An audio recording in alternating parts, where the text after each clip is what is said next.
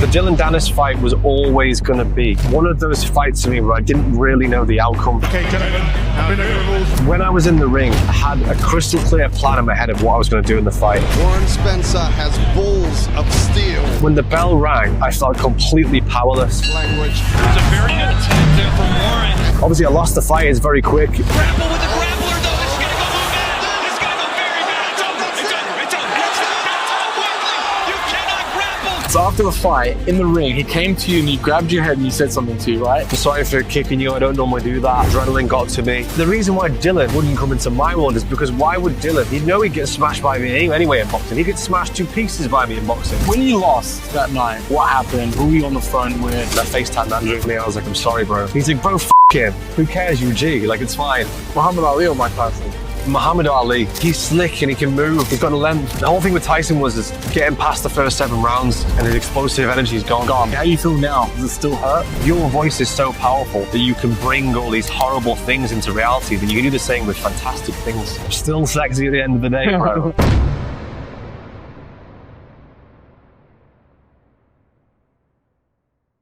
It's been such a long time coming, this, bro. Hasn't it been? I feel like we've been talking about this. It's highly anticipated for me this day, just to be sat in here with you doing this right now. I appreciate you. And you know what? Me too. Me too. I'm glad we did this. And when we met a long time ago, we talked about doing it, and I didn't have a car for a while. Yeah. But here we are.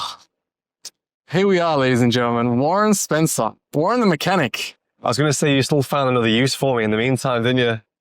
Yeah, so when I didn't have the car for a while, you were actually my go-to, making sure my mechanic wasn't ripping me off. So that was handy.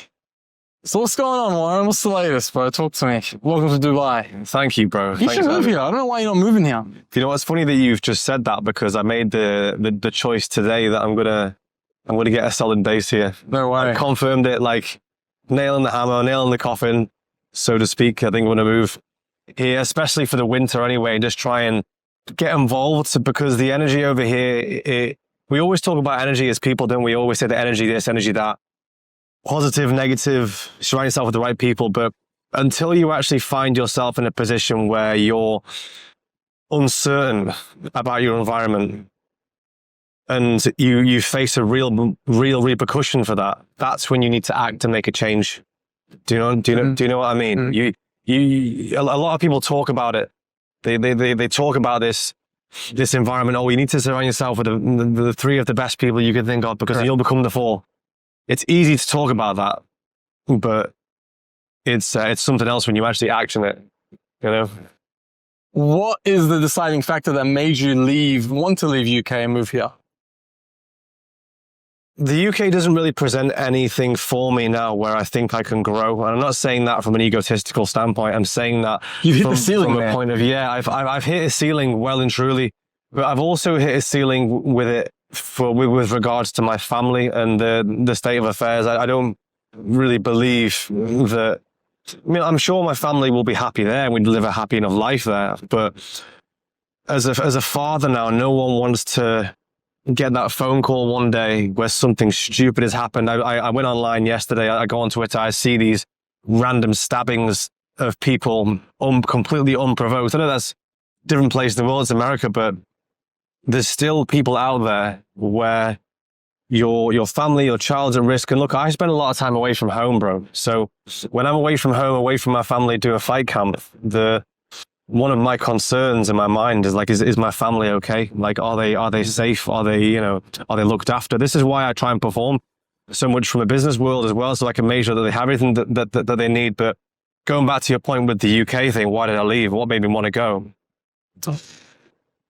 Men thrive off having a goal, and when you are removed from that goal, or you feel like you're restricting yourself from that goal, I become very, very unhappy. Like, very unhappy from within. So I'm just not a nice person to be around. And I realized this, that the more time I actually spent at home, it was apparent I was just becoming someone else that I wasn't. I thrive when I'm out on the field, hustling, training, being with great people, becoming a part of something, or working with someone to grow a brand that's just like the most powerful brand in the world, or the best brand in the world, or I just want to do amazing things with amazing people. That's the bottom line of everything. And when I get taken away from that, or I feel like my opportunities are being limited, that's when I find myself in this state. So I thought, you know what? This was the final time it's going to happen again. I had a bit of a bad run, without any excuses, by the way. It was all my fault. I had a bad run up to my last fight. And that was just a nail in the coffin. That was it. It was time to move on. And I think when you speak about men being responsible, I'm just being responsible here. I'm being responsible for my career, for my family's happiness or my happiness. I'm just doing all of these things to be responsible, and when men start their career, this is one of the things I wanted to say to you actually, is that you brought me onto, is when men start their career, you see all this stuff going around now about this masculinity and we've hit this era where everyone's talking about being strong again, which is nice. The woke has died off. Fantastic. But no one actually really speaks about what it's like to be at the very bottom. So I mean, like, all these guys are running around saying women need to be in the kitchen and women have to do the fucking dishes. Women have to clean up after a man. I disagree with that, because you need to find yourself on a level where you've earned it. Like, bro, I'm very good at doing the washing. Very good. And how did I get good at doing the washing?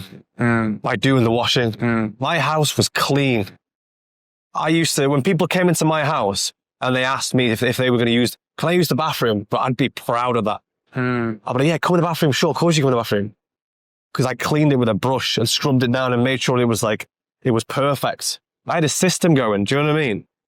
So I built a skill set, and any woman, whether they disagree with me or not, anyone that's ever dated me would know that if you come to my house, especially my exes, my house was always clean. Like, and I say that with confidence. So for me, how can I expect somebody else to come into my life and do any of these things if first I haven't done them myself and I can't do them myself? And then secondly, how can I expect her to do them for me when I can't relieve her of any of her responsibilities? That's the equal share, isn't it? I have to go, listen, if you can help me with this in my house and you can help me be organized and you can, look, I'm going to say it, mother me a little bit. Just, what do they say? Men go for people like that, like their mothers, because that's exactly what it is. If you want to come in and mother me a little bit, help me keep organized, make sure that I do all this kind of stuff, then I'm going to repay that to you and say, you ain't got to worry about a bill in the house. That's my repayment to you for that. You haven't got to work anymore because I'm going to make enough money so you can have a salary. But the exchange is help me keep organized and relieve me of some stress. And when I come home, just make it a nice place for me to be. My dream life is I'm walking through the front door and it's like it's daddy's home. Here's daddy. Here's the king of the house. The kids come running in. They're grabbing my legs. I used to do it to my dad, bro. When my dad came home from work, I used to remember the smell of his jacket. The smell of his jacket was important to me as a kid. My mum used to say, Dad's home. And I see the car pulling up. I'd be looking over the counter to try and see the car pulling in. Is he really home? And then the door opens and I'm running up. Bro, I'm grabbing my dad and I can smell his jacket and it smells like oil. And it's like, cause he works as a bit of a mechanic warehouse guy. Like he's always like doing bits and pieces. Yeah. And I'm like, and this sounds creepy, but like to me, that's like a childhood memory. And I'm like, I got to repay that back now. I want my kids to see me come in the house and you go, the king's here, daddy's here. Everything's going to be all right because dad's here. Yeah. Do you know what I mean? Yeah. The house is safe. Dad can fight. Dad's going to make sure that we get to go out to the movies on the weekend. He's the cool guy. He's going to take me in his car. He's going to drive fast. I'm going to be really excited. Like, this is what I want to do with my son. I can't wait to do this with my son. He's 10 months now, bless him. Yeah. He's only just started to get himself to a position where he's getting character, but that's what men should strive for. Men should go, before you expect it from anybody else, whether it's a woman or a man, have you at least tried to do it yourself or been responsible enough to know that if you haven't got the money to pay for a cleaner, then you shouldn't expect a woman to do it for you. That's important.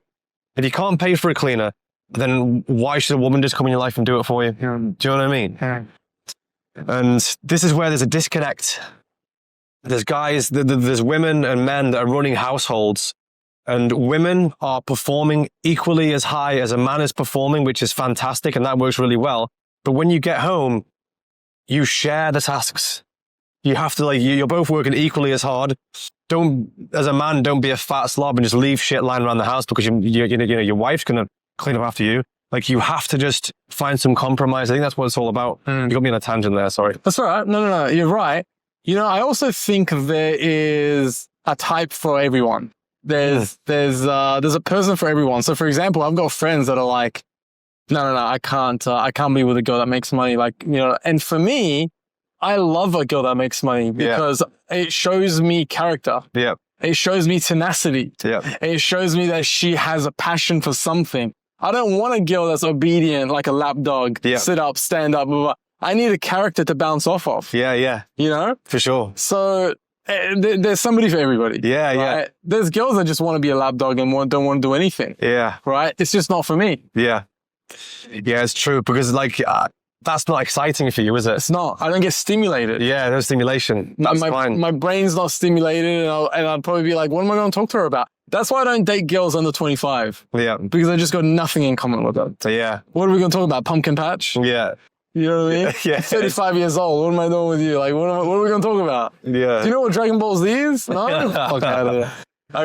My gyms in Australia, when we hire someone, the first question we ask is, do you know who Craig David is? Okay. And if they don't know Craig David, they're too young. That's it. Yeah, but believe it or not, there's a lot of girls out there that don't know who Craig David is. But that's wild because Craig David's still quite hot in Ibiza, isn't he? True, but I mean, in Australia, you go to a 22-year-old, 24-year-old girl, she was like, Craig who? Yeah, that's Never crazy. heard of that. That's crazy. Wild. Maybe Western there, the UK. Yeah, well, it's a UK artist. Yeah. So you probably see CDs and stuff out. Yeah. And like Ibiza for you guys is like Bali for us. Yeah. You go there all the time. We see him perform. So, talk to me about the fight, because we talked offline and you told me about the situation and everything that happened before. You want to share on that? You want to touch on that?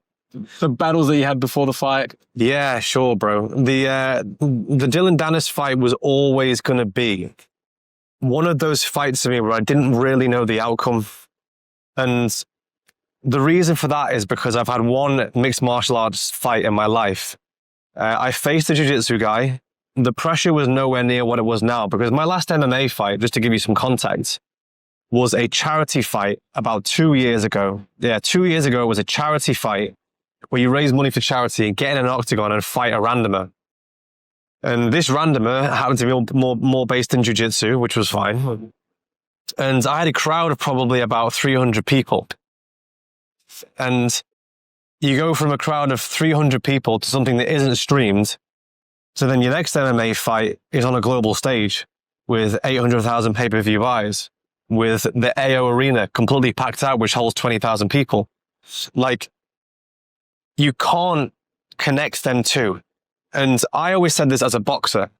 I said, as a boxer, fighting on the big stage is completely different to fighting in the gym and a sparring match. A sparring match, yeah, you can replicate obviously the kind of feel for it because you're just going to be getting hit in the ring, but you're in a closed off environment.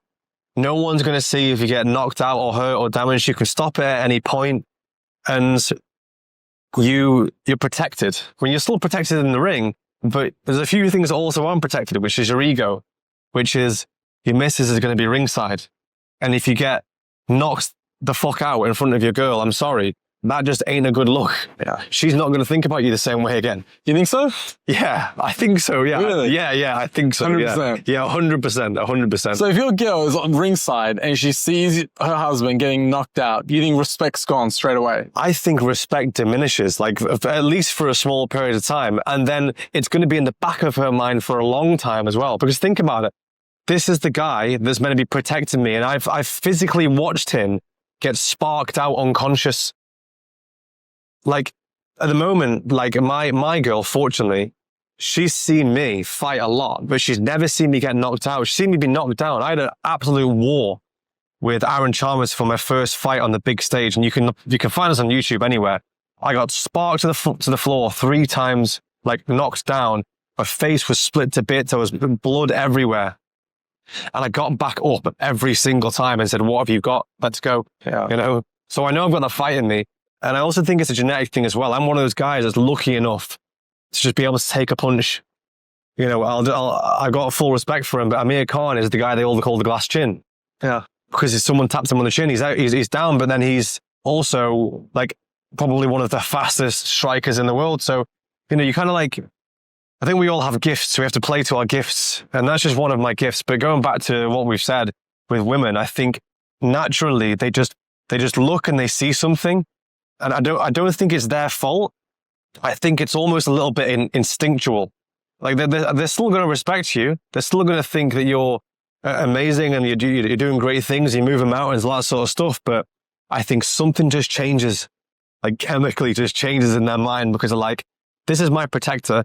This is who I rely on to be the masculine frame. So I've just seen him get sparked out. I don't know how I feel about that, but it's not good. Mm-hmm. And that's a very balanced take, you know? And from now, well, anytime previously up till now, I've always been that person that just never backs down from a fight or a challenge. So all the people that have anything to say, it's common knowledge. I got choked out very, very early in the fight. I don't believe I was switched on in the fight, but whose name was on the banner?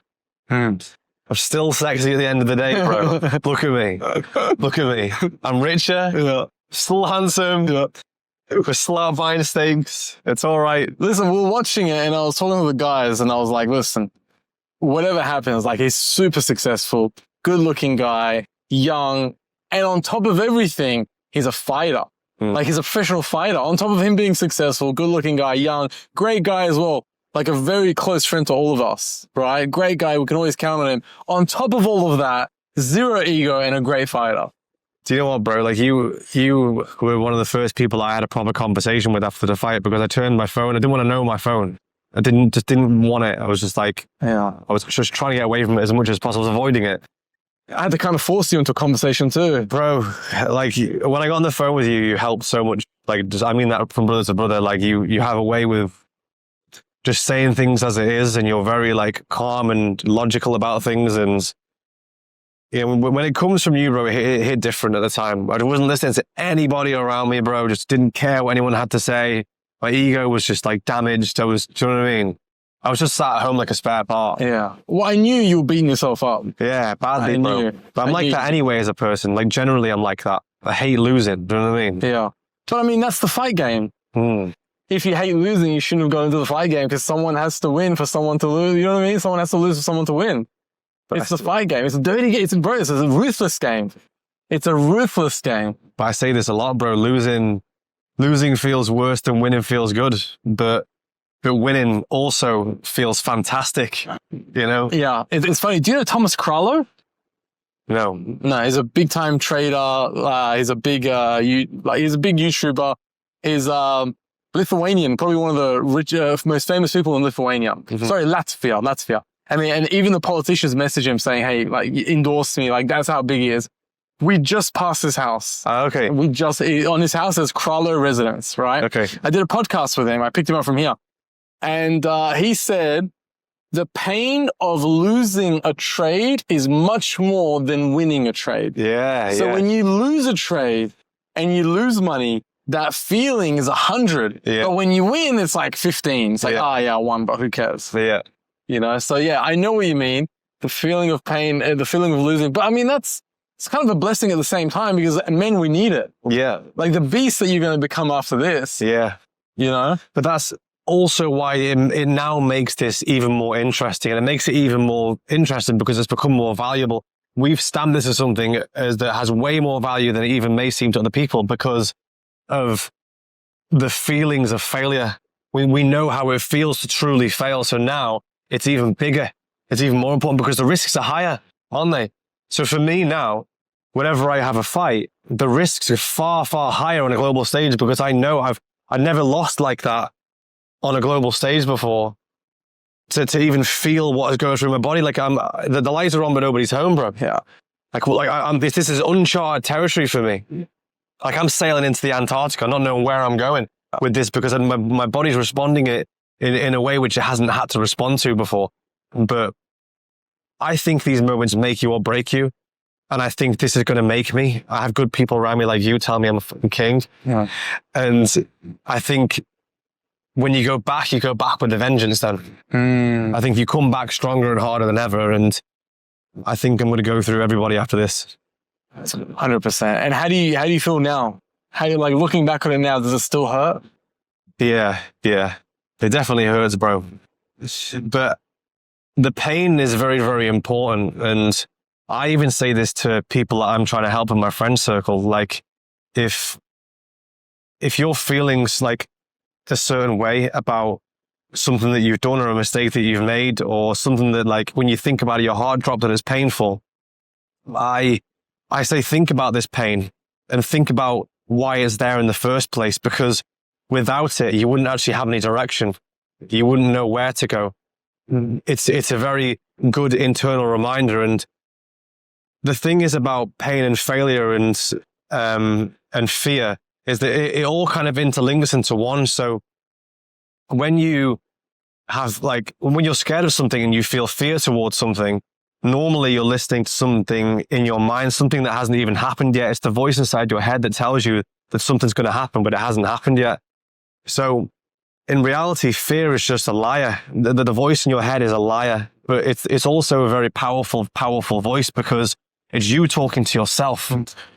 Like, tell me how isn't that going to be any stronger? You know what I mean? There's no one else in there but you, so you don't have anyone else to listen to. So if you create more, if you repeat these scenarios in your mind, these bad and terrible things that could and would happen, then you're almost like bringing it into reality. But the fantastic thing about that is, as well, is if your voice is so powerful that you can bring all these horrible things into reality, then you can do the same with fantastic things. Correct. You can tell good things about yourself. You can sit there and you can fight it with all these amazing things. You imagine yourself winning. You imagine yourself failing now, but then you just imagine this amazing comeback story. And this is the best thing about life, isn't it? It's all interlinks. And there's no good story ever written, is there? Without the falls, without the pain, without the dark moments in the locker room when everyone's left you and your phone's dead. It's the movie scene, isn't it? All over again. Yeah.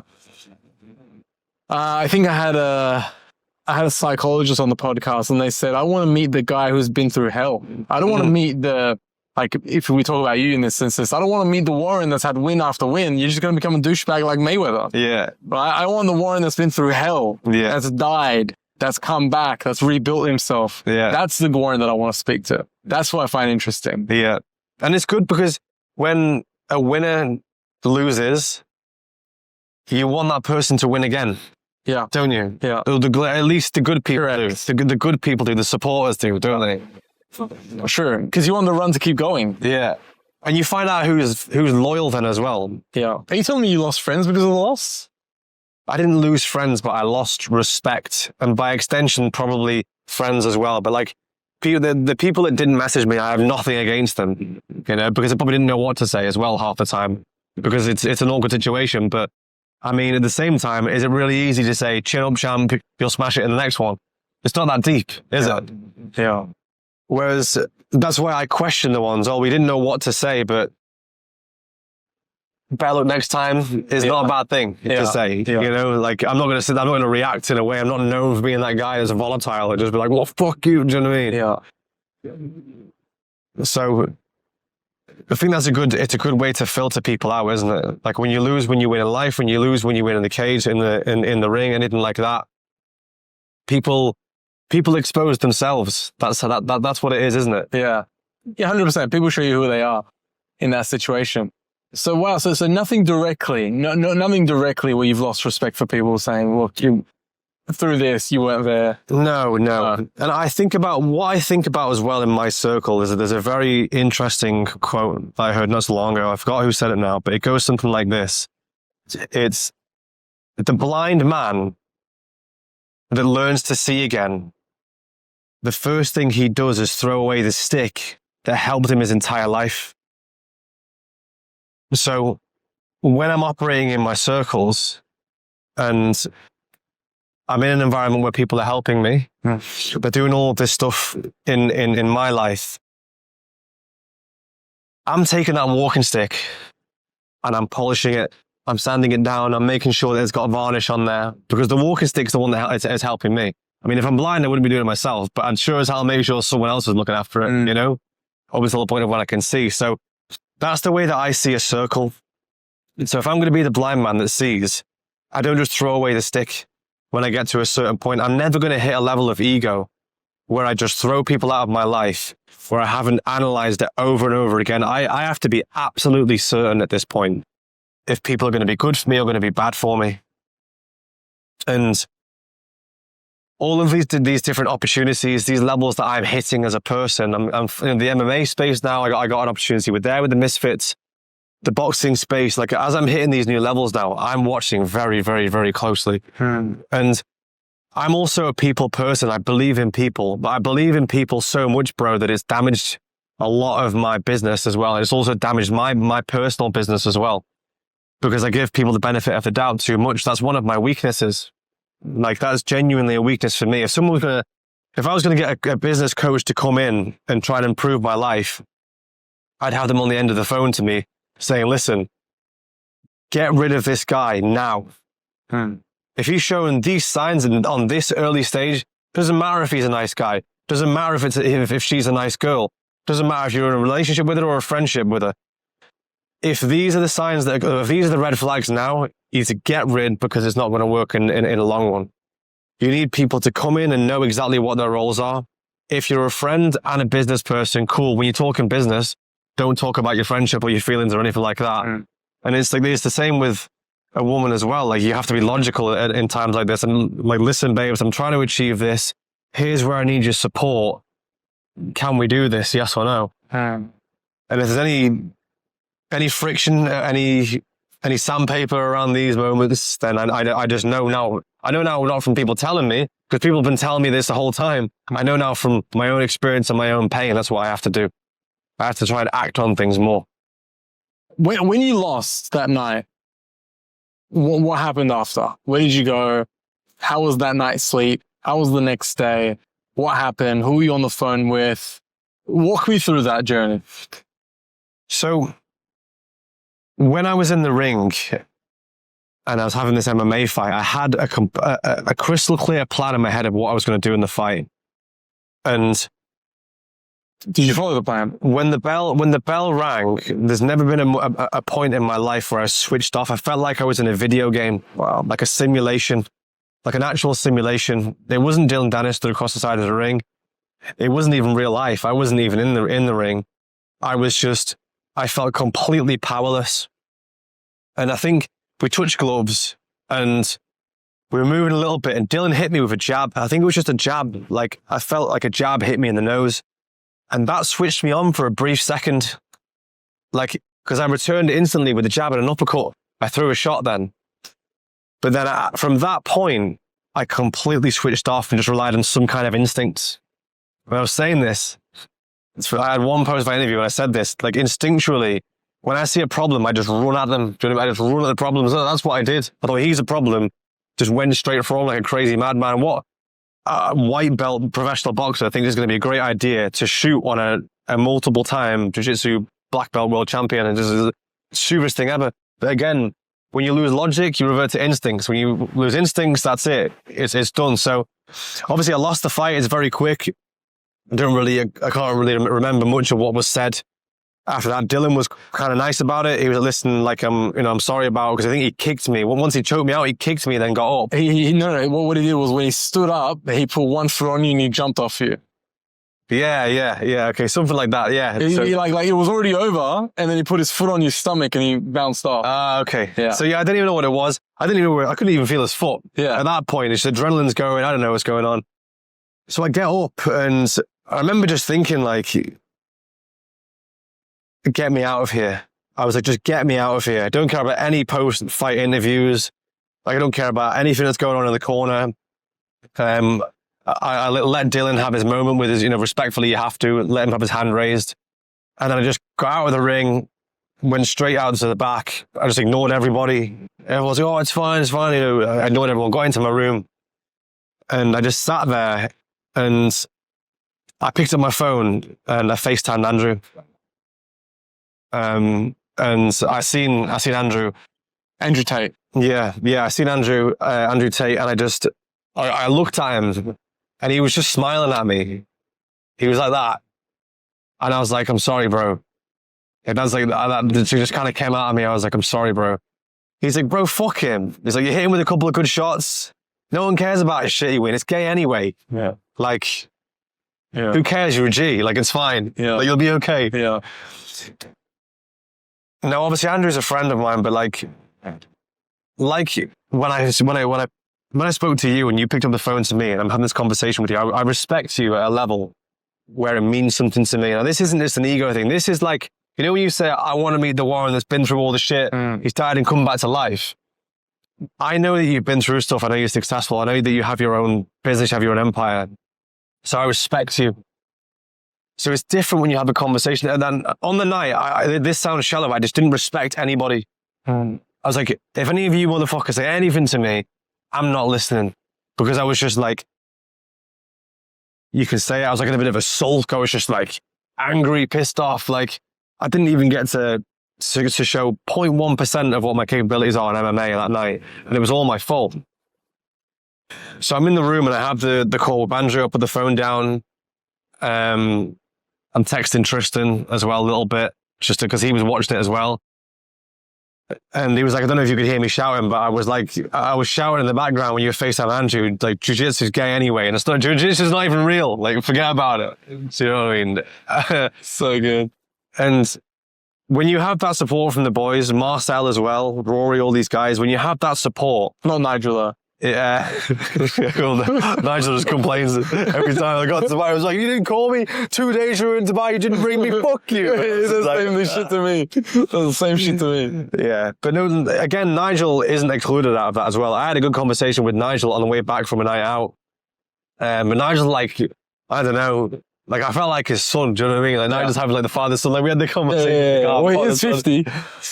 And we had that conversation, but the point is that like after the fight, it was just it came so important to me that I had to be around strong people that I respected.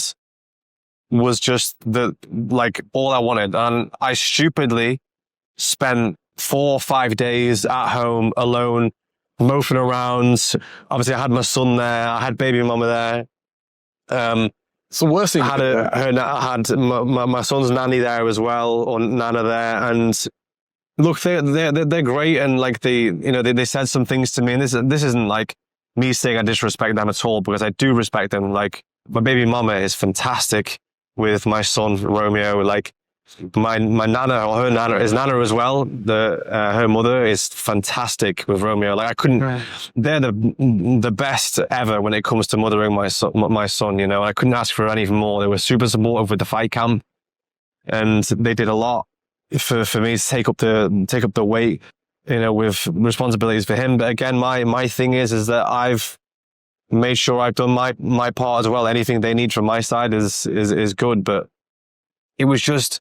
Being in that environment, bro, was horrible. It was horrible. And I was, as the days got by, I was turning into a worse person. Yeah. Like even more so. Yeah. At that point, it's the Crowley mention. That's the guy I was talking about this. I mean, at a point like that, you need the boys. Yeah. At a point like that, you need the boys. And I'm so glad you booked that ticket and you came to Dubai. Yeah. Just to get out of that. It's funny when you said to me, "So listen, bro, if you want to come to Dubai and hang and chill, just let me know." I was like, "Are you sure?" Yeah. Put the phone down. I was like, "Emirates." Straight away. I know, you were like, "You sure?" I was like, "I don't know why you're saying you're sure." Like, of course, like just come through. It's difficult because a man, you know, like when we're high performers, like us, we also like. In moments like that, we don't want to overwhelm our stay with anybody because we know that we're in a position where we're not good to be around. And this is the beautiful thing this is where a woman comes in handy, isn't it? Is you need to be around a woman that can look at you like you're a man-child baby, like you're kicking, screaming and crying like a kid. A man's version of that is just being pissed off and short. Yeah. And just like, "Do you want tea?" Yeah. Like, as soon as a woman can detach herself from her feelings and understand that I'm just dealing with a big baby here. Yeah. That's where the success is. Yeah. Do you know what I mean? Yeah. My CEO actually is fantastic at this. And she says it because she's very simple, basic, and she's gone almost quite dry with it. I think that's why she's so good at it. But if I'm throwing any kind of man tantrum, and I'm like, when I'm talking about man tantrum, like business or like the fight or whatever it is, even with the fight, she'll sit there and be like, well, yeah, well, so it is what it is, but it's fine, but you still won. You're still a winner. Yeah. You still got paid. Yeah. So what are you crying about? Yeah. But they say it's short and sweet and simple. And it's just like, when a woman does that to a man, you're like, yeah, she's right. Yeah. Because it's chick energy, isn't it? Yeah.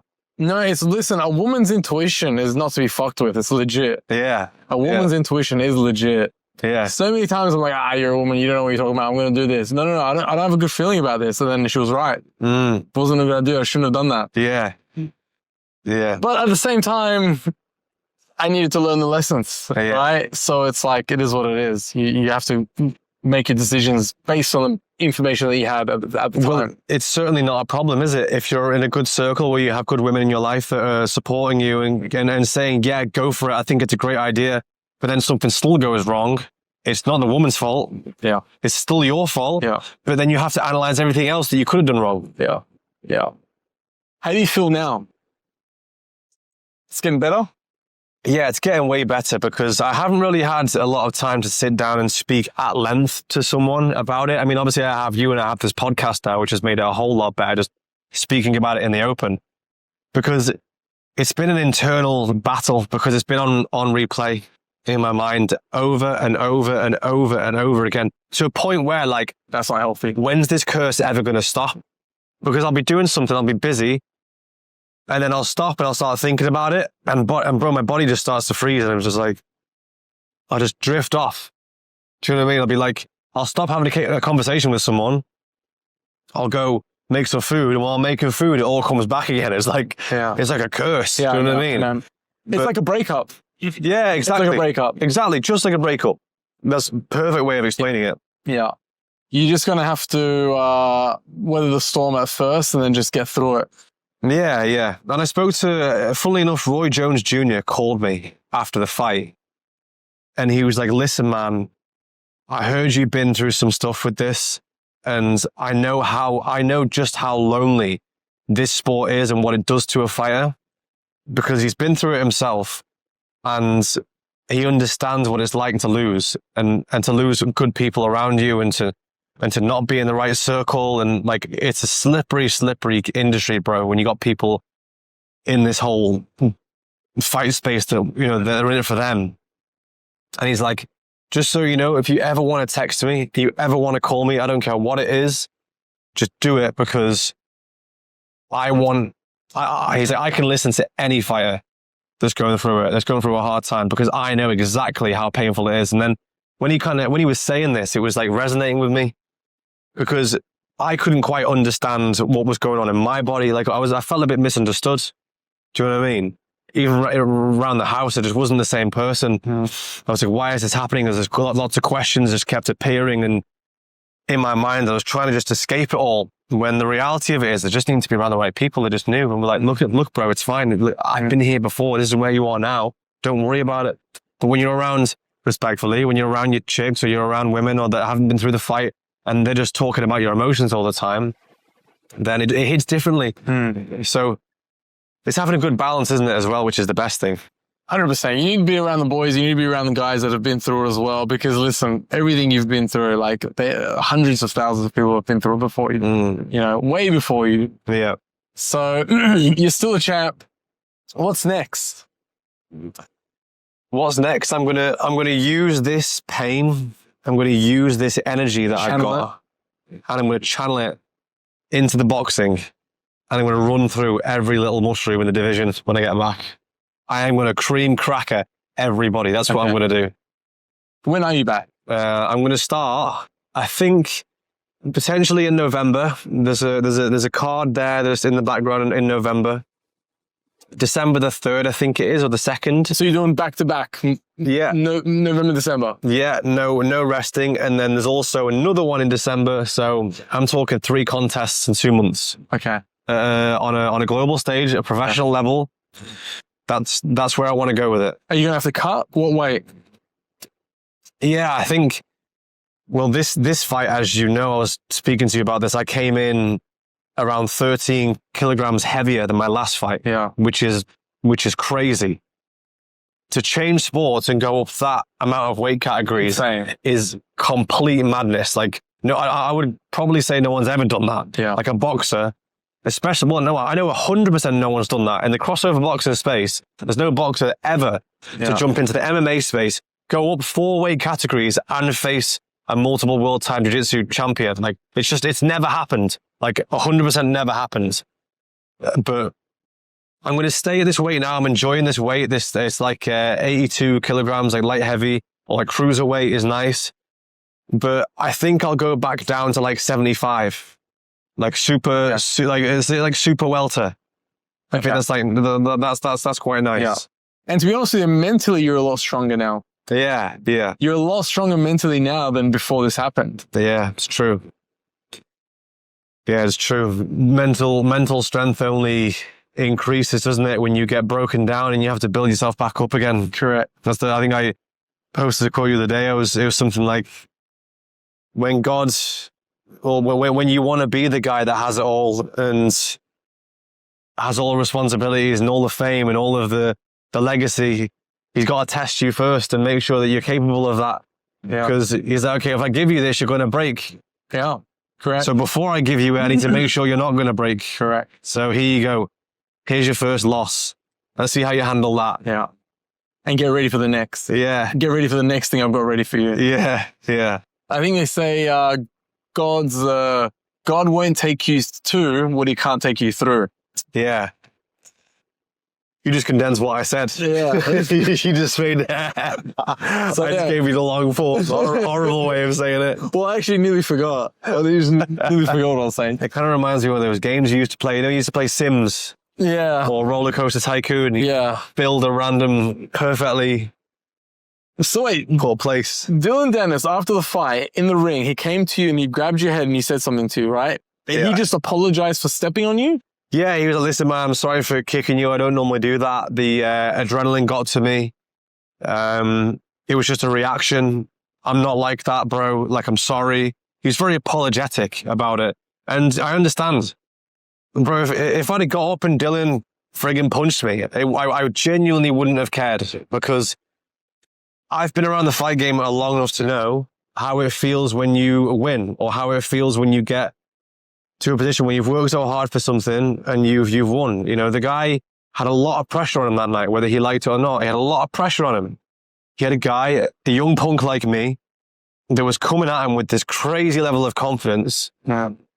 And he's meant to be the MMA guy, right? So imagine if I went and sparked him in 15 seconds, bro, and it was the other way around, or I strangled him for some crazy thing. Bro, his career would have been finished completely, like completely finished. Yeah. So look, I know what business I'm in. I know that I'm in the entertainment business. I'm in the fight business, and it makes complete sense to get a guy like me in. To, you know, Dillon wants the easy win. Come in, get the belt, beat this guy. He can talk well. He's a good fighter. He's had one MMA fight before, so you're not fighting a complete novice, and we can sell it. Is it going to work? Like, I'm not stupid. I know how they're going to think about this. Yeah.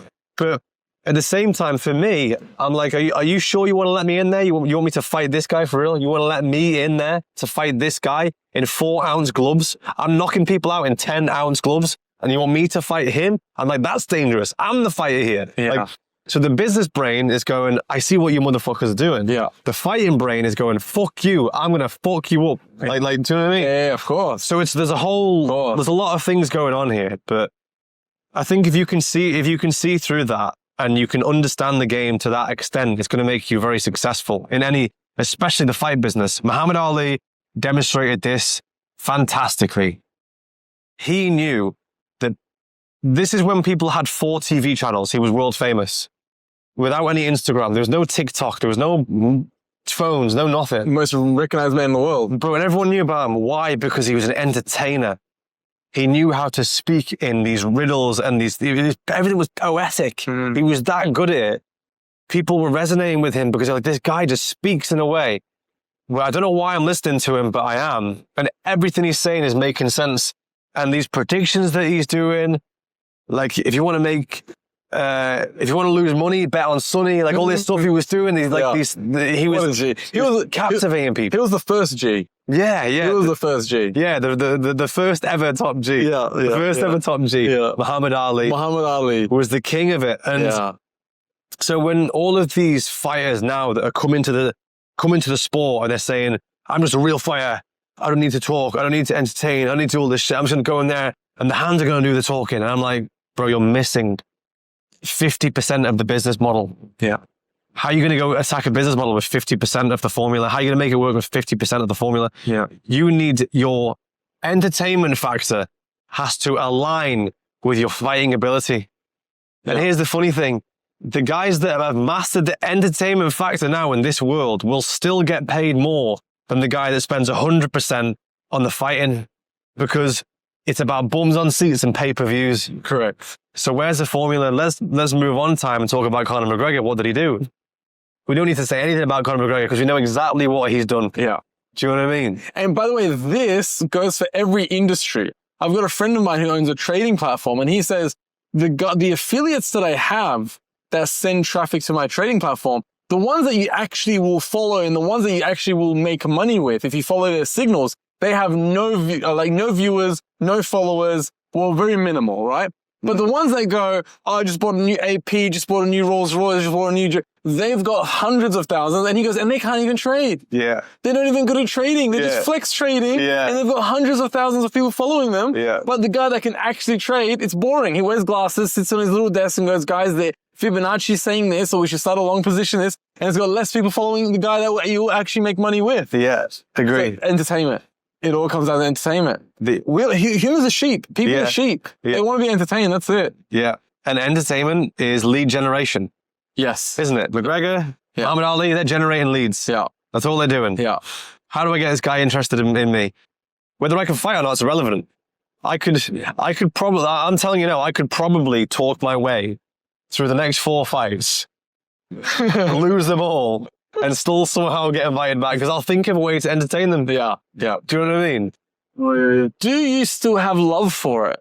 After this, have you lost a little bit of love for fighting after this? No way. No way, bro. This has made fighting for me way more interesting. I'll tell you why. Because the way that Misfits boxing is going now, it's about to blow up again. Big. Misfits blew up when it first launched because KSI, Logan Paul, Jake Paul, they all got involved in it. They blew up, then Prime became a thing. Prime blew up, everything was super viral. And then it had a lull for a little bit. There was a little dip in the market. But like anything, especially a business that's predominantly dominated by trends, they come back. If you stick around them for long enough, they come back. Mm-hmm. And that's what Misfits are doing right now. They're evolving. So when Mams Taylor, the main man of Misfits, came to me and said, do you want to fight Dillon Danis? And I said, yes, I'd smash him to bits. They said, do you want to, no, plot twist. Do you want to fight him in MMA? This isn't boxing. I got excited. Like, my instant reaction was like, yes. Had you said no MMA boxing, would he have done it? Well, I would have said yes to anything. But would Dillon say yes, okay, to boxing? Dillon would probably say no to boxing to me. So you went into his world, he didn't come to your world. Yeah, but the reason why Dillon wouldn't come into my world is because why would Dillon? He'd know he'd get smashed by me anyway in boxing. He'd get smashed to pieces by me in boxing. Yeah. But he wanted the Misfits MMA belt. That's the goal for him. He didn't care who I was or what I was up to. He researched me. Obviously, he got to know who you're fighting. But he wanted the belt, the Misfits MMA champion. That's what he wanted to be. That's where the gold was for him. Do you know what I mean? So who he was fighting was irrelevant. At the time, the promotion had to look at fighters, had to see who would stack up for a good opponent for Dillon. They saw me. They saw that I was game. Mam knows that every time he rings me, I say to Mam, listen, bro, here's how I want you to do business with me, right? When you phone me, I don't want you to ring me and say, do you want to fight this guy? I want you to ring me and say, you're fighting this guy next. I want you to ring and say, just my reaction to you is yes. Yeah. Like if you ring me and say, listen, Warren, so you're fighting Brock Lesnar next week and there's going to be steel chairs and you're going to be in a cage. Yeah. I'd be like, sweet. Let's do it. How much are you paying me? Yeah. What's the check? And with Misfits, like, it's all right. It's great. Yeah. Like, it's fine. I know I'll be looked after. It's Yeah. fine. So you don't give a fuck. You're ready for anybody. Yeah, I don't care. You're not like, I want this guy, I want that guy. No, I just hate losing, bro. And I hate the feeling of defeat. But I know I'll come back from it. But this is all still super, super exciting for me. Because remember, I'm in the infancy of my career. I'm 1-0 as a professional boxer. Like, let's just like remind everybody here. Yeah. All of you seasoned, conditioned athletes that have been through the Olympics at 100 amateur bouts, 20 boxing professional fights. Like, I'm 1-0 as a boxer. All right. What am I, Misfits? 2-1. Or like crossover boxing, I'm like 2-1 or 3-1. So I'm like 3-1 or like 4, and then like 1-0. Like these are like the lowest of the low. These records are so they're so down here. Like, speak to me after 10 fights, and then we'll see where I am. Yeah. To the next 10 fights from now, I'm telling you now, I'm at a 10-fight win streak after this. Yeah. A 10-fight win streak. Nobody is beating me in the next 10 fights because of this. This energy that's inside me now is not inside of any of you motherfuckers that try and take me on. That's the mindset. Yeah. You're scaring me.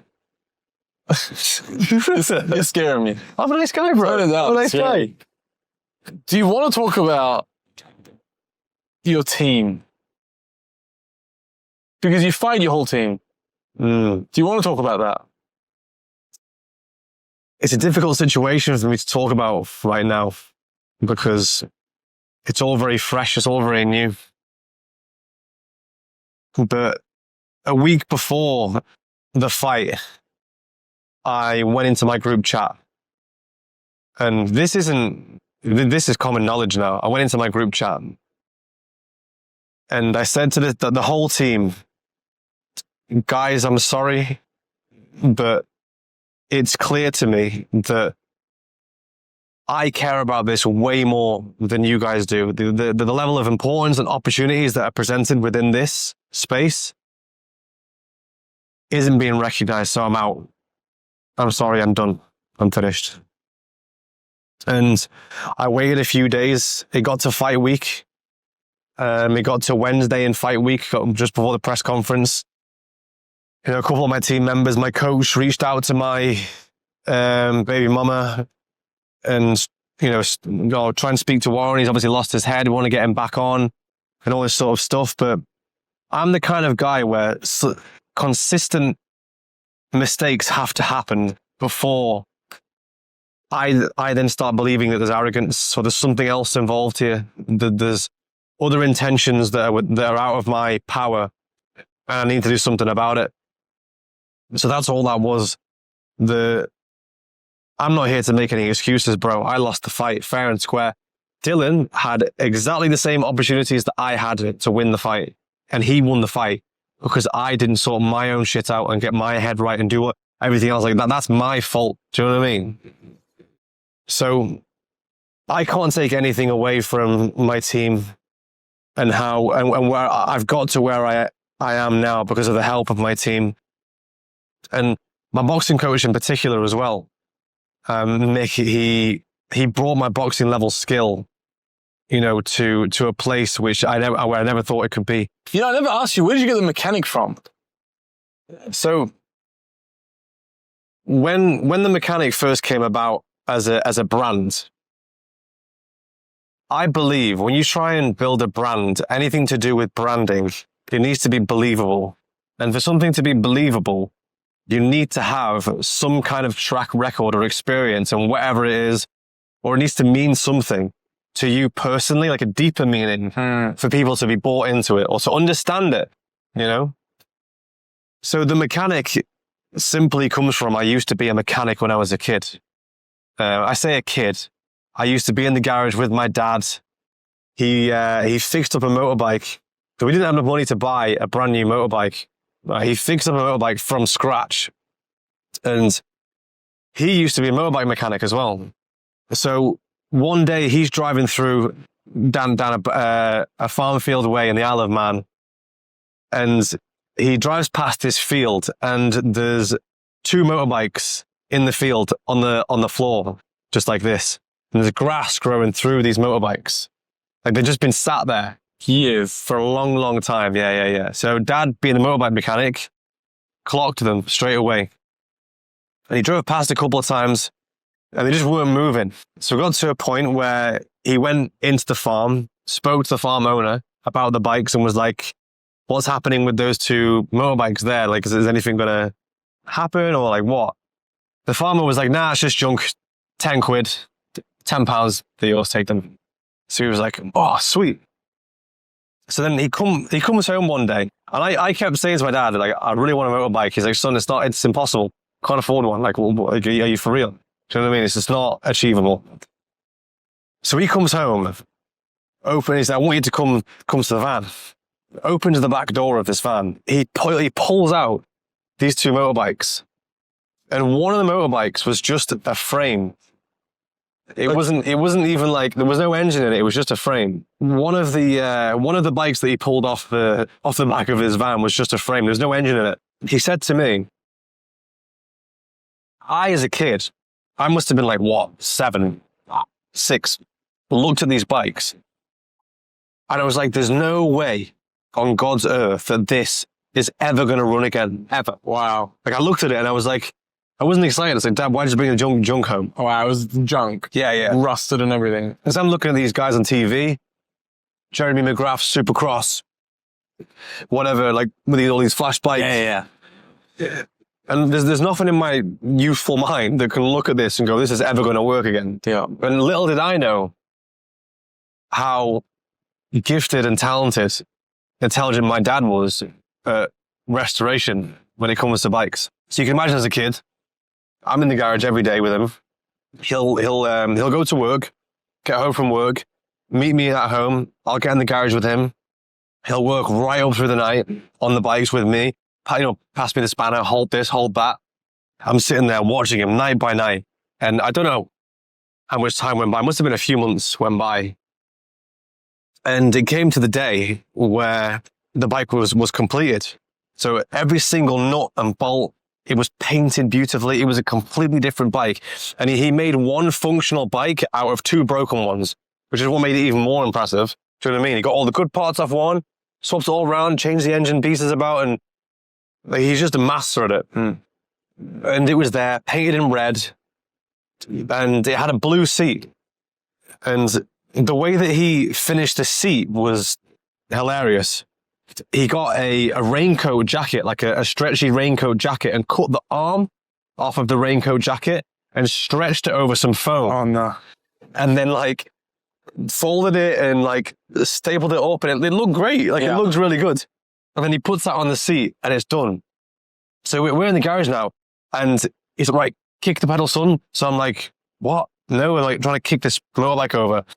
It's kicking back, and like my legs hurting, and I just can't kick it over. So then my dad gets involved, and like, I don't know if you know what a choke is on a motorbike, but a choke is like, it restricts air to allow more fuel to come in. So there's more fuel, and then there's a spark, and then do you know what I mean? It starts up. So he's like got the choke on, and he's tickling the engine. Tickling the engine sounds weird, but there's like a little, only the old school carburetor mechanics will know what I'm talking about here. It's very, very specific. There's like what they call like a little bleed nipple on the top of the carburetor, which you push up and down like that. And it allows fuel to come into the carburetor. Okay. So he's like that, tickling the bike, bleeding it up. And then he's kicking it. And eventually, boom, like the garage fills with smoke. This bike is like, like that. And I'm like, whoa, what is this? I ran out of the garage crying. Because I didn't, loud as fuck. I just didn't know what was, I did not expect it, didn't think that, I've never seen a bike run like that before. Yeah. It was crazy. But from that point, bro, when I got back into the garage, like the scared cat, like looking around the side of the door, imagine like this little kid just like this. It's like, come on, it's fine. Dad's laughing at me. He sits me on this bike and I felt the power just between my legs, and I was like, I fucking love this. Yeah. I don't know what it is. There's something about this. This is the best. Do you know what I mean? How old were you? But I must have been like 6, 7 at least. Yeah. But that was the start of the mechanic journey anyway. That was the beginning of it. Well, that's where it all started. Is your dad still around? Yeah. And like, is he still working? No. You've retired him? Yeah, he's retired and he's living a good life now, and his garage is full of motorbikes. Oh, yeah. You remember lockdown just gone? Yeah. Because working on all of them. Yeah, bro. I hit I miss lockdown.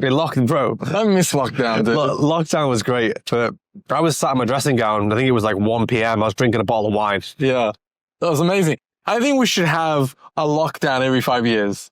Just for 2 months. Nobody works. Everyone stays at home. Yeah. You know, just chill. Just to reset everybody. Yeah. Make everyone value Correct. company. Yeah, well, I mean, look, listen, we used to be cavemen. We used to live a lockdown lifestyle, Yeah. right? We used to just watch the sun go up and watch it go down. Now we got TikTok and Instagram and everything like that. Yeah. Yeah, it's true. By the way, if we didn't have social media, we would be less flexing. People would not be flexing if we didn't have social media. You think about it. Nobody would be flexing. Yeah. Everyone would be actually going to the beach to enjoy the beach and not take a photo. Yeah. Everybody would actually be going to, you know, the park or the club or wherever just to enjoy it and not take a photo. Yeah. Well, that's how it was, wasn't it? That's how it was. I used to love those times as a kid. Yeah. I remember when it was, I saw a video online recently. It's ironic because it was online. Kids are like, it was like the world's healing again. And it was kids in a neighborhood playing like a cul-de-sac, Oh, wow. riding their bikes. And they'd built a ramp, like a makeshift ramp. Yeah. And they just like riding the bikes, jumping off the ramp Wow. and just playing. And, you know, there's no one was on any phones. No one was doing anything stupid or like anything like that. It was just like kids, you know, just having fun like they used to. And I forgot these other guys now. I saw these other kids that were like viral guys. They must be like 10, bro. But they were using social media to show other kids that you can still go and have fun, like wow. with nothing. So they're like, right, guys, it's like they're like it's the campfire boys, and today we got a fishing rod, and James is going to try and catch a fish. We're going to go to this bridge. Let's go. And it's just them kids, bucket, bait, they're just fishing off this bridge, trying to catch a fish. One of them catches the fish. They all go crazy, like, yeah, fish. Like, that's beautiful, bro. Yeah. That's amazing, isn't it? They catch the fish, throw it back in, whatever. And if you think about it, there's millions of views probably on it. Bro, they were blowing up. Yeah, and it would have been kids watching it on like they're watching it on their iPad. Yeah, yeah. But then the dads at home, everyone else will look. This is what we used to do with kids. Build a go-kart, go fishing, swim in a river. Yeah, correct. That's what we used to do, bro. Skim stones, You used to have to knock on the door and be like, hey, can Carl come out and play? Yeah. Carl's having dinner right now. All right, I'll come back. Yeah. You know? But that's also like, what's it? Like, not regimented, but it's disciplined as well, because no, there's a time for play and there's a time to sit at the table and eat your meal and be respectful. Yeah. Carl's having dinner right now. Yeah. When he finishes his meal, he might be out after, but you'll have to call back later. Do you know what I mean? Yeah, exactly. And then you'd have to sit and think, how long does Carl take to eat? Yeah, but exactly. Was he halfway through his meal? And then because Carl heard you, he now was eating faster, right? Give me specifics, mother. I'm eating faster now so I can go out and play. Dude, it's funny. Like, I saw something on the internet and it's so true. It said, like, you know, there was that one girl back in the day that, you know, had crooked teeth, but she was just gorgeous. She had no tits, but she was beautiful and you had a crush on her. She had crooked teeth, no tits. And now you got all these beautiful women around you every day on Instagram, in your DMs, in the club, everywhere. And then you don't want any of them. Like, none of them attract you, but still, then none of them are going to be like that girl that had no tits and had crooked teeth. The girl next door. You know what I mean? Like, none of them are going to be... So options. Yeah. Now you got all these options, but none of them mean anything to you. But that girl from school that wasn't hot in comparison to what you see now, she was sexy. Yeah. But there's more of them in the UK and Australia compared to Dubai, no? I don't know. I think Dubai... I mean, I don't know about UK, but I'm leaning towards you to ask to find out. Is it... What you're telling me, is it also UK? I feel like you can find good women in UK, no? Like brought from a nice family. Yeah, no, I don't think the UK is a bad place for women. Like to find a wife. Yeah, I don't think so. If your daughter said, Dad, I'm moving to Dubai, you'd be like, why? You'd think to yourself subconsciously she's looking for a rich man. Yeah. But at the same time, my daughter, when I have one, I want her to understand that she's princess. I want her to know that she can have whatever she wants as long as she's a good wife and a mother. Yeah. Like if you're a woman, you understand that your talents, your gifts are that, is wifey and being a wife and being a mother. Like, if you get good at those things, then you deserve everything. It's like a man, isn't it? If a man, you're good at business and you're good at provision, you're good at, doing everything which is constructive, like you can build a business, build an empire, then guess what? You deserve everything that you want. Yeah. So I think it's the same for women. If my daughter said to me, I'm moving to Dubai, I'd say, well, okay, cool, that's fine. Either who is he? And I'll give you my assessment on him. Yeah, he has to meet Daddy. That's the first thing. Daddy has to meet him before you go moving out to Dubai with anybody. Yeah. And secondly, like, why?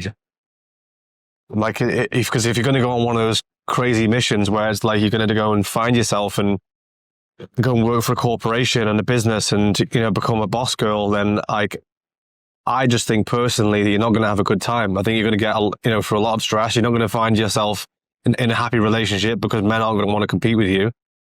But that's just my take on it. And that's what I'd say to my daughter anyway. But look, my daughter could turn around to me and go, Dad, I'm sorry, mate, but I want to build a business and I want to be successful on my own 2 feet. And I'll say, well, okay, I'm going to help you. That's the first thing I'm going to say is I'm going to help you. But the second thing I'll probably say is that you now need to understand that there's a very, very high possibility that any man you get is going to find this very difficult, like very difficult. Because at some point, if he's successful, there's going to be conflict. She's going to, because you're going to come at him when you think that when he thinks he's right about something and you don't, you're going to be arguing like business partners. Yeah. That's as long as you understand that is what's the word I'm looking for here? Like Dynamic. That's the dynamic. Then cool, go for it. I'll support you.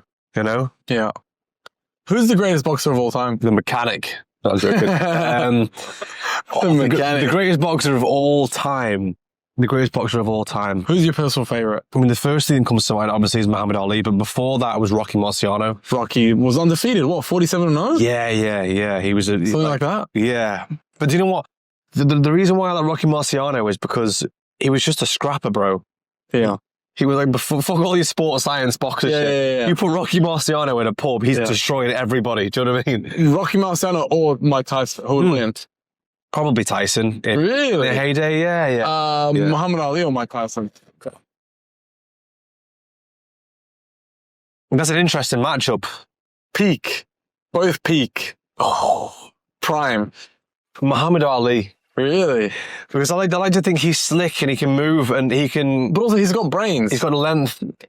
And Tyson, the whole thing with Tyson was getting past the first 7 rounds. And his explosive energy is gone. But here's the thing. Do you remember there was a fight in Africa, I think? Or Manila, I don't know. It was overseas. It wasn't in America. Yeah. And Muhammad Ali was versing... Listen, I got to pull it up. I haven't talked about this in ages. Was it Joe Frazier? I think so. And he thought to himself, listen, I am not going to be able to beat him, so I got to outsmart him. Yeah. And he didn't throw any punches, minimal punches for the first 6 rounds, and he tired him out. Yeah. And he got him so tired, and at the end he just put him down. Yeah. Genius. Thriller in Manila, I think you're referring to that. Yes. That's what it was called. Thriller in Manila, I think that was. Yeah. Genius.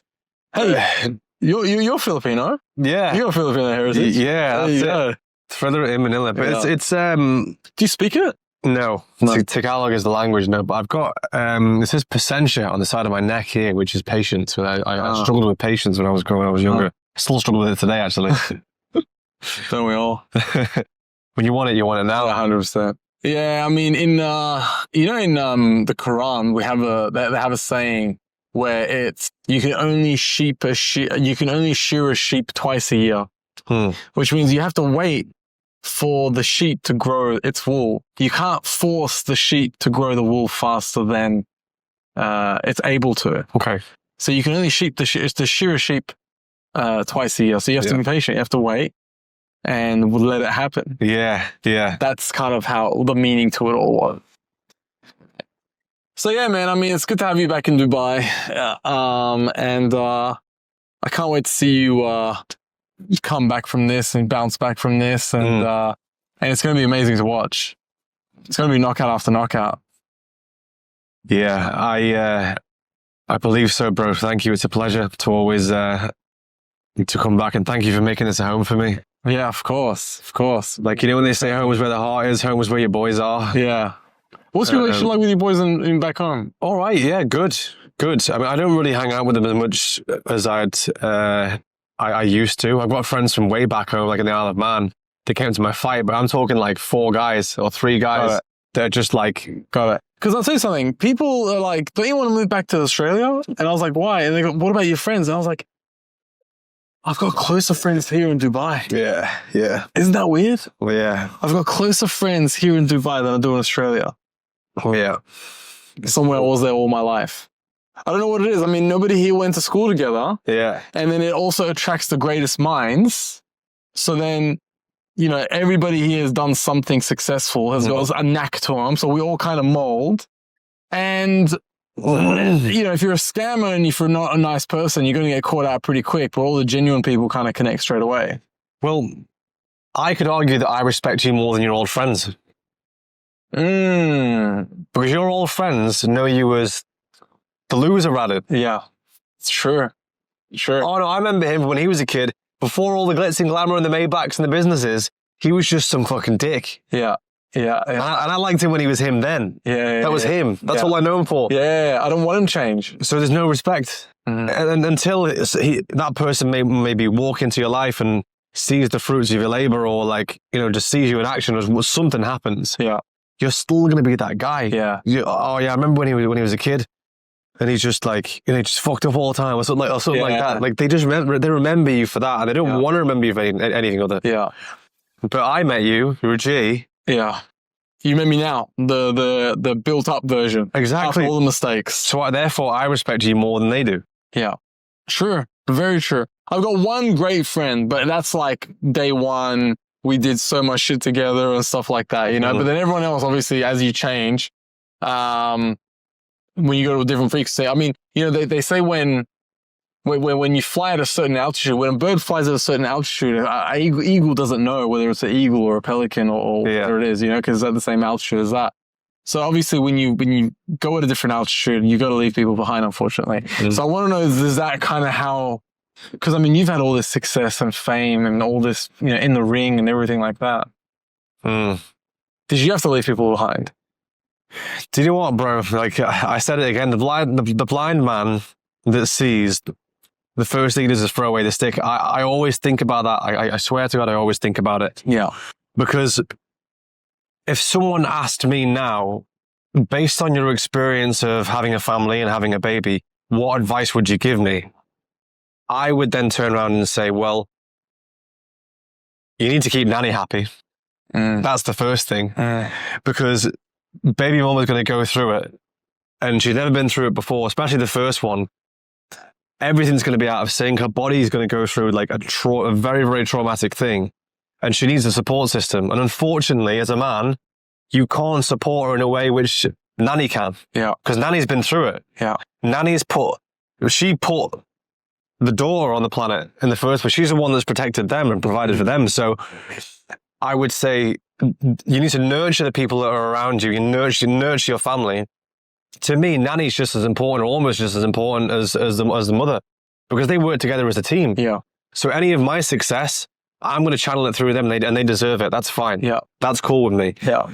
But you only let people go when there's some consistent sort of like failure happening. Yeah. And I was telling you about this with my coaching, and like, not my coaching, but like the team as a whole, is when there's consistent failures, then you have to analyze it and go, right, okay, well, is it going to be like, is this more difficult for me to cut this off or to cut this person off or this situation off?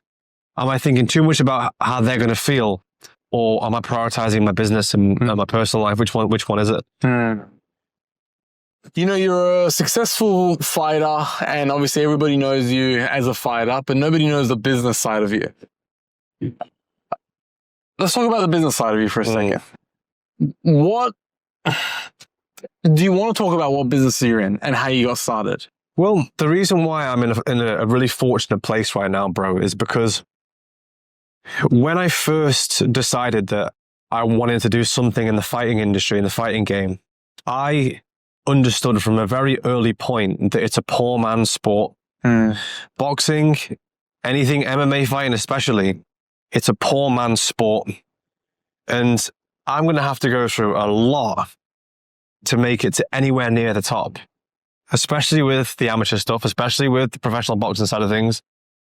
You have to have like 100, 200 fights before you even can remotely get to anywhere near like the level of Usyk and Anthony Joshua and all these global superstars. So, unfortunately for me, at the time, I decided that I wanted to do this when I was too late. I didn't have the time to go into this sport and go, right, well, I can't have a full boxing career now with the time I've got at the age that I am because I'm too old. You know what, 30, 31. Like it's just too late. And I had this thought process not so long ago. I think it was like 5, 6 years ago. It was in the back of my mind. I wanted to do it. Did a couple of charity fights, didn't happen. So I said, right, well, how can I do this then? How can I do this? Well, I need money. And so I thought, right. So you did the business because you wanted to get into boxing? Yeah, bro. Wow. I parked. So I thought this journey, this dream, this desire, this goal, which everyone sees as now the overnight success, I parked that on a shelf. Wow. And I tried a bunch of other different things as well in the meantime, but I parked it on a shelf. When I was building business, I thought, right, I'm going to make it in business first, but I'm going to make it where I don't need any fucking sponsors. I don't need someone to give me a handout. I don't need someone to come into my camp and then bless me because they see something. I want to fund me and my family, and then my family will support me. Yeah. Because I got them covered. Yeah. I got the bills are covered. Everything else is covered. Go and pursue your dreams now. Go and pursue it. Good. But you owe that to everyone around you. It would have been selfish for me to drop all my bags and just go for the fighting and hope that it worked. It's too much of a risk for me. Given my age, I looked at it logically and thought, right, if this is going to happen, this is the way that needs to happen. Now, here's where luck plays a big part in it. Luck came in when the crossover boxing space became big. Because there's 3 lanes, right? There's amateur boxing, there's professional boxing, and then there's influencer boxing, crossover boxing. That's the middle lane now. So the amateurs and the pros have something to say about the middle lane, but the middle lane also means that I'm fighting other influencers, other good or half-decent fighters or wannabe fighters, or people like that, like they've had a pass, couldn't do it, can't compete professionally, but also want to compete competitively. Look at Joey Essex and the Mero guy, that fight who just went on there. Like, it was a competitive fight, it was fun, but you put any of those guys up against a pro boxer, it's game over. So I was lucky enough to hit this niche at the time when I just made enough money to go into the venture. So that's now luck. That's fate. That's out of my control. That's out of my power. What if I made enough money to then go and do professional boxing and then I had to start beating up professional boxers? Yeah. That'd have been a way harder existence. Yeah, of course. So I'm also lucky now. So this is why it all comes together beautifully, because I now, for the sacrifice of putting my dreams onto the shelf and putting my legacy on the shelf, the sacrifice that I made then meant I became a better businessman. I understood what it was like to be snakes. I knew what it's like to avoid certain people. I know what good business is and bad business. I can navigate that world pretty well. That makes me a far stronger businessman because remember, you're not just an athlete, you're a businessman now. And when you're supposed to negotiate, talk yourself up, hype yourself up. You need to sell the fight. You need to do it like if you're going to work sales in an office, you're convincing someone to buy some shit off you. That's all you're doing when you're on the press conference, generating leads. Cool. So it's a business. And then the other side of it, which is the fighting, that's your level as an athlete. Yeah. See, I thought that, I thought to myself, like, you don't need to get punched in the face. You're very successful. You're making a lot of money. You can go off and just ride into the sunset with your businesses. But really, you did those businesses to fight. Yeah. And I've never actually told that story either. Got it. Which is kind of cool. I've never told it like that and said the full reason behind it and stuff. And people that know me know I went through a lot of different businesses and stuff like that and outcomes. And I was just like engaging in anything. Yeah. Trying to find a passion and trying to find the excitement for something because here's the thing, right? A lot of people go through life and they don't actually realize or think what they want to do. They have no love for anything. They don't know what they want to do, and then they end up being complacent. They end up getting fat. They end up, just in a dead end job or whatever. I was one of those people that I didn't know what I wanted to do or how I was going to do it. I knew I wanted to be great, but I didn't know how or what. And that is super, super important. There's some people that are very, very lucky, genuinely, from a young age. Their dad puts them in multiple different sports. They take to baseball, they take to boxing, something like that. And the kid is just obsessed with it. And then they become the world's greatest because they've been at it since they were a kid, and they found their passion. They knew what they always wanted to do. But this is why your surroundings are so important, because I spent a lot of my early days, especially my early teenage days, getting drunk, going out, taking drugs. Like I was that kid who was just going out smoking cigarettes. I don't know. Do you know what I mean? Just a feather in the wind, just drifting around this crazy group. And look, I made some good friends. We had some good times, had some good laughs, but there's only so many times you can do that until your life starts to fall apart and you start to be like self-destructive, because your family ain't going to benefit from that. Your son or your daughter ain't going to benefit from that. Your missus ain't going to benefit from that. No one is. It's a very selfish move. So, but again, it's kind of good, because fortunately I got that out of my system when I was younger. So I know where the road ends now. I'm conditioned to the environment. I've seen younger athletes that have been put into boxing, have been regimented since they were a kid, have a bunch of amateur fights and whatever, and go for the gold. And when they hit 18, 19, and they somehow get dragged into this nightlife lifestyle, and they've never been around it before, and they find out how much fun it is, they fall off the wagon. You know what I mean? And they fall into this state. I remember there was a guy that I knew a few years ago. He got into like cocaine and stuff. Like he lived all of his life as a boxer, as a professional boxer, or up to pro level anyway. He had like 10 wins or something like that. 10 wins, no losses. It was crazy. I won't name him because, it is what it is, but he just fell off the wagon and just taking the cocaine. And like, I remember seeing him one night back in the UK, and he's just like cocaine up to his eyeballs. I'm like, you could have been a legend. Do you realize that? What you've done? You could have been a legend in the game. You're a talented boxer, dedicated. Your father did everything to put you in the right environment. And what happened? Yeah, drugs are fucked. Yeah, what happened? You look at all these stabbings in UK and everything, it all stems from drugs. All the robbery stems from drugs. All the wasted talent that God made to show the earth, drugs ruined it. Yeah. God made this talent to show earth, look at this guy, and he just ruined it. You pissed in it. That's probably the most disrespect you can do to God, really. So it all comes back to drugs, in my opinion. That's why you don't really see it in Dubai. It's just winners here. It's just people that are on there, they're just go, go, go. Yeah. So many 27-year-olds I meet here that are billionaires, self-made, just insane. Sold their business to eToro. I call him Boss Baby. Yeah. The guy I'm referring to is Boss Baby. He's just I see it in Australia as well. They all get caught up in drugs, and then all their talent goes to waste. Shame. When I did a podcast with Amir Khan, he was also saying, like, being a boxer is not easy, dude. Like, you look at that guy that got punched in the face once and is in a wheelchair. Yeah. You know who I'm talking about? The guy that went viral. Yeah. Look about Have you met Amir Khan? Dangers of boxing. Yes. So Amir Khan actually was ringside for my first ever fight.